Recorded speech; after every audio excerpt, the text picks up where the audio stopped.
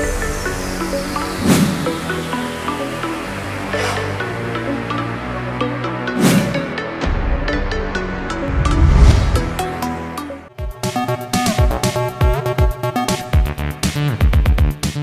Hello welcome to best of the day. మరి ఈరోజు best of the డేలో కొత్త విశేషాలతో పాటు కొన్ని ఆసక్తికరమైన నిజాలు మరియు చరిత్రలో ఈరోజు జరిగిన ముఖ్య సంఘటనల గురించి తెలుసుకుందాం.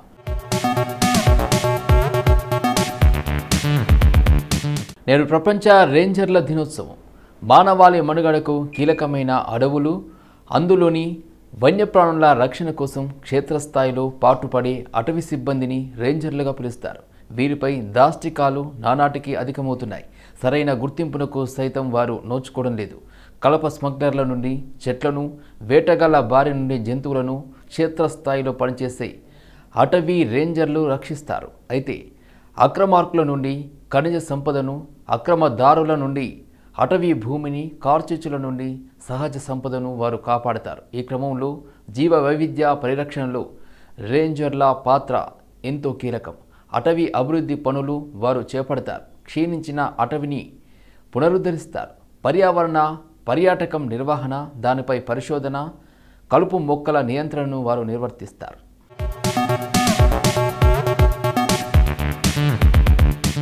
అటవీ రక్షణకు అవసరమైన నిర్మాణాలను చేపట్టడం, వాటిని నిర్వహించడం, దెబ్బతిన్న ఆవరణ వ్యవస్థలను తిరిగి నెలకొల్పడం, అవగాహన కార్యక్రమాల నిర్వహణ వంటి అనేక విధులను చేపడతారు.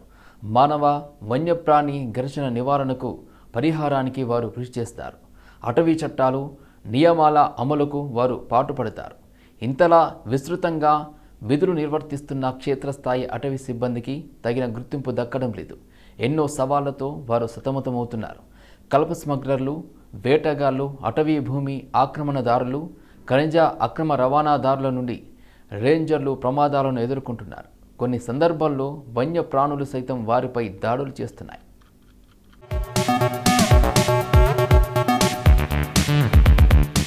భారత్లో క్షేత్రస్థాయి అటవీ సిబ్బంది పరిస్థితి ప్రమాదకరంగా ఉందని అంతర్జాతీయ రేంజర్ల సమైక్య గతంలో పేర్కొంది. 2012-17 మధ్య కాలంలో ప్రపంచవ్యాప్తంగా 526 మంది రేంజర్లు మరణించారు. వారిలో 162 మంది ఇండియాకు చెందిన వారి.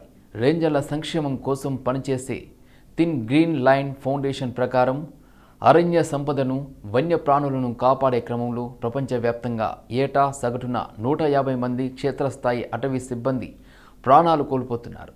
28 దేశాల్లో దాదాపు 465 సంరక్షణ ప్రాంతాల్లో రేంజర్ల పని స్థితిగతులపై 2016-19 మధ్యకాలంలో జరిపిన అధ్యయనం ప్రకారం క్షేత్రస్థాయి అటవీ సిబ్బంది భద్రత, ఆరోగ్యపరమైన సమస్యలను ఎదుర్కొంటున్నారు.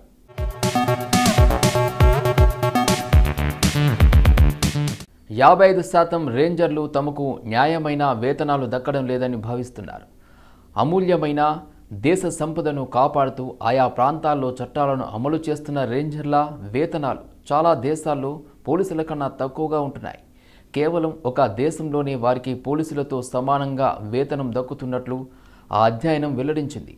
సరైన వేతనాలు లేకపోవడం వల్ల ఎందరో ప్రతిభావంతులు ఈ వృత్తిని చేపట్టడానికి ఆసక్తి చూపడం లేదు. ప్రపంచవ్యాప్తంగా 31% క్షేత్రస్థాయి అటవీ సిబ్బంది బెదిరింపులకు గురవుతున్నారని, 8% భౌతిక దాడులను చవిచూస్తున్నారని ఆ అధ్యయనం తెలియజెప్పింది. కొన్ని ప్రాంతాల్లోనే రేంజర్లకు ఆయుధాలు అందిస్తున్నారు.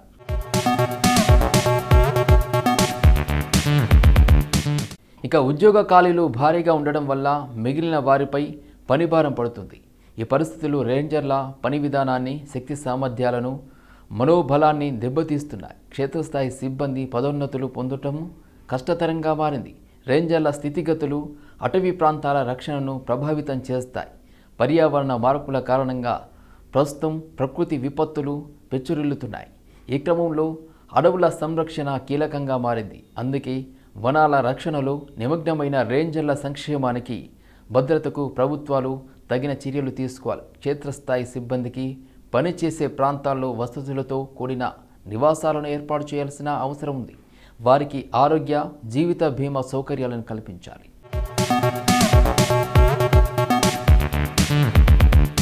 ఇక సరైన వైద్య సదుపాయాలు అందించడము తప్పనిసరి.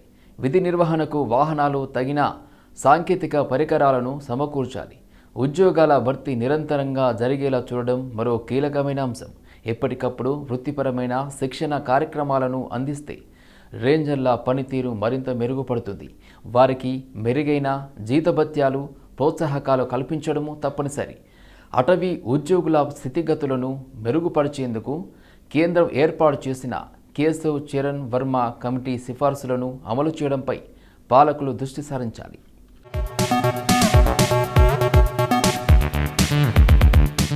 ఇప్పటి వరకు ప్రపంచ రేంజర్ల దినోత్సవం గురించి మనకు తెలిసిన కొన్ని ఆసక్తికరమైన నిజాలు తెలుసుకున్నాం కదా. మరి జూలై 31వ తేదీన ఒక్కసారి చరిత్రలోకి వెళ్ళి చూస్తే ఎంతోమంది ప్రముఖుల జననాలు జరిగాయి. మరి ఒక్కసారి చరిత్ర పుటల్లోకి వెళ్ళి నేడు జన్మించిన ప్రముఖులు ఎవరో తెలుసుకుందాం. కైరా అద్వానీ భారతీయ సినిమా నటి. ఆమె తల్లిదండ్రులు జగదీప్ అద్వానీ అనే వ్యాపారవేత్త, జెనీవి జాఫ్రే. ఆమెకు అలియా అద్వానీగా నామకరణం చేశారు. ఆమెకు ఒక తమ్ముడు మైషాల్ కలడు. అయితే కియారా తండ్రి సింధీ హిందూ. ఆమె తల్లి ఒక క్యాథలిక్, స్కాటిష్, అదేవిధంగా ఐరిష్, పోర్చుగీస్, స్పానిష్ సంతతికి చెందిన మహిళ.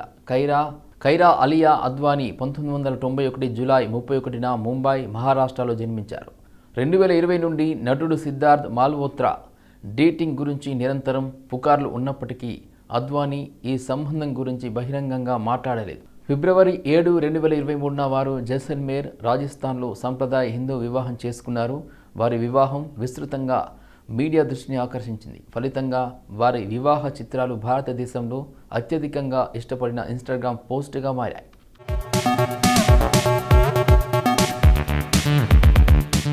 ముంతాజ్ అసలు పేరు నగ్మా ఖాన్. ఆమె భారతీయ మోడల్, తమిళ నటి. ఆమె తమిళ చిత్రాలతో పాటు హిందీ, కన్నడ, మలయాళం, తెలుగు చిత్రాల్లో కూడా నటించారు. ముంతాజ్ ఆస్కారీ జూలై 31, 1947న తెలంగాణలో జన్మించారు. 1999లో టి రాజేందర్ దర్శకత్వంలో వచ్చిన తమిళ చిత్రం మోనిషా ఎన్ మొనాలిసాతో చలనచిత్ర పరిశ్రమలోకి అడుగుపెట్టింది.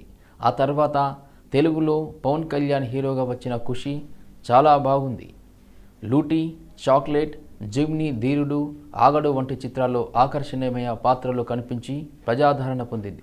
ఆ తర్వాత చాలా ఏళ్లకు 2013లో అత్తారింటికి దారేదిలో ఓ పాటలో అలరించారు.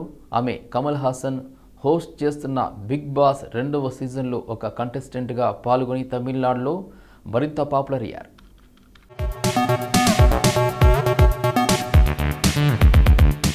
మున్షీ ప్రేమ్ చంద్ భారతదేశపు ప్రముఖ హిందీ, ఉర్దూ కవి. ఇతని కలం పేరు ప్రేమ్ చంద్. ఈయన అసలు పేరు ధన్పత్ రాయ్ శ్రీవాత్సవ్. హిందీ, ఉర్దూ భాషా సాహిత్యాలతో అత్యంత ప్రాముఖ్యమైన పేరు పొందాడు. ప్రేమ్ చంద్ 1880 జూలై 31న ఉత్తర భారతదేశంలోని వారణాసి దగ్గర లంవి గ్రామంలో ఒక తపాలా గుమస్తా అజైబ్ లాల్ ఆయన భార్య ఆనందికి జన్మించాడు. సాంఘిక జీవనంలో మనిషి తనాన్ని, మంచితనాన్ని పెంపొందించడానికి తన రచనల ద్వారా కృషి చేసిన మహారచయిత. ఉర్దూలో, హిందీలో కథలు, నవలలు, సంపాదకీయాలు రాసిన మహనీయుడు. పిల్లల మానసిక ప్రవర్తన గురించి కూడా గొప్ప కథలు రాశాడు. కథలు లేకుండా మనిషి జీవితాన్ని ఊహించలేం.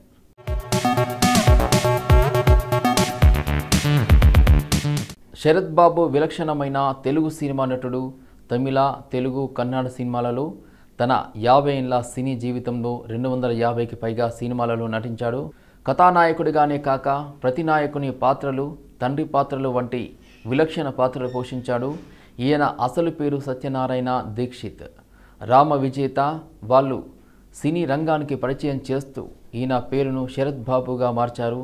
హీరోగా శరత్ బాబు తొలి చిత్రం 1973లో విడుదలైన రామరాజ్యం, తర్వాత కన్న వయస్సు చిత్రంలో నటించాడు. అటుపిమ్మట సంగీతం శ్రీనివాసరావు దర్శకత్వంలో పంతులమ్మ, అమెరికా అమ్మాయి చిత్రాల్లో నటించారు.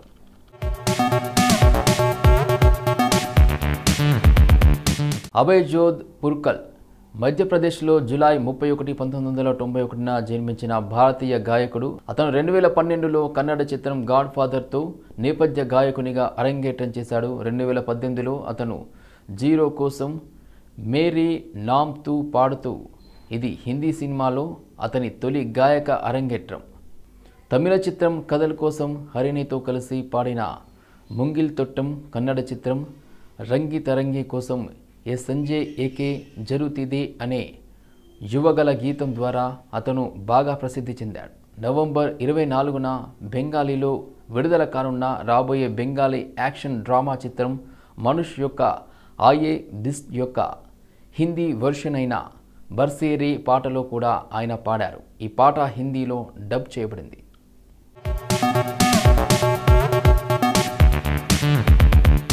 సో ఇదండి ఇవాల్టి best of the day episode.